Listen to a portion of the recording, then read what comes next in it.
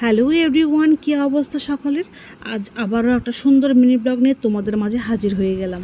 Last কয়েকদিন বৃষ্টি হওয়ার পর আজ দেখো কি সুন্দর ঝলমল করে রোদ উঠেছে। আকাশটার দিকে একবার তাকিয়ে দেখো, কি অপূর্ব লাগছে না দেখতে। আজ উঠতেও অনেকটা বেলা হয়ে গেছে। গতকাল থেকে শরীরটা খুব খারাপ।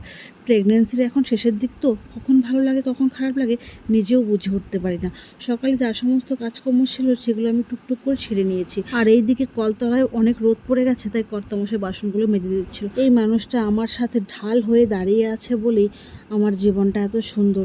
এত খারাপ পরিস্থিতির মাঝেও এখন আমার এত সুন্দর দিন কাটছে। অন্যদিকে বাজার চলে এসছে, চলো রান্নাঘরের দিকে যাওয়া যাক। নিয়ে এসছে পাঙাশ মাছ আর নিয়ে এসছে শোলা কচু। শোলা কচু ডাঁটার শাক করবো, আর এই কচুটা দেখতে পাচ্ছ এটাকে আমি ভাতে দেবো।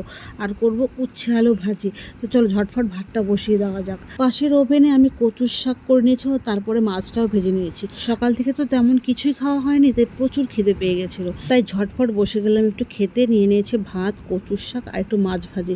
তোমরা তো জানোই গরম ভাতের সঙ্গে মাছ ভাজি দিয়ে আমি খেতে কি ভালোই না বাসি।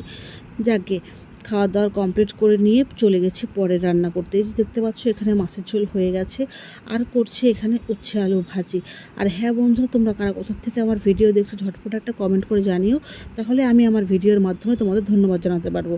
আর দেখো এই টানা কয়েকদিন বৃষ্টি হওয়ার পর গাছে কি সুন্দর ফুল দিচ্ছে, যেন মনে হচ্ছে গাছে নতুন করে আবার যৌবন ফিরে পেয়েছে। মাঝে অনেকটা সময় কেটে গেছে, যেটার ক্লিপ আর তোমাদের সঙ্গে আমি শেয়ার করতে পারিনি। বিকেলে চলে এসেছিলো পড়তে, আর সন্ধ্যেবেলা আমার এই পুচকু সোনা ভীষণ দুষ্টুমি করছিল, তাই আমি একটু বসে বসে ওকে আদর করছি। আর তো বেশি দিন নেই, কিছুদিনের অপেক্ষা, এটা ভেবে ভীষণ আনন্দ হচ্ছিল। এখন সন্ধে হলেই মনে হয় কিছু না কিছু খাই, কিন্তু কি খাবো? আমার তো বাইরের খাবার টোটালি বন্ধ, আমার কিচ্ছু খেতে দেয় না। কিন্তু আজ আমার ভীষণ চপ পকোড়া খেতে ইচ্ছে। কথাটা যেই না মুখ ফুটে বলেছি অমনি বলেছিল আগামীকাল করে খাওয়াবে, কিন্তু আমার তো এখনই খেতে ইচ্ছে করছে। একতরফা ঝামেলা অশান্তি করে বলতে পারো চপগুলোকে আনি। তবে বন্ধুরা, আমি এখন চপ খেতে খেতে ব্যাপারটাকে এনজয় করি। ততক্ষণ যদি সকলকে টাটা, সকলে সুস্থ থেকো, ভালো থেকো।